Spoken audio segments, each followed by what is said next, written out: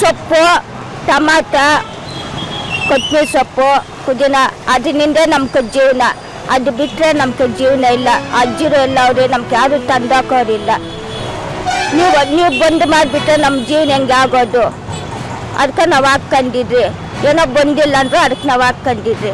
ಬಂದಾಗಿದ್ದರೆ ನಾವು ಹಾಕ್ತಾ ಇಲ್ಲ.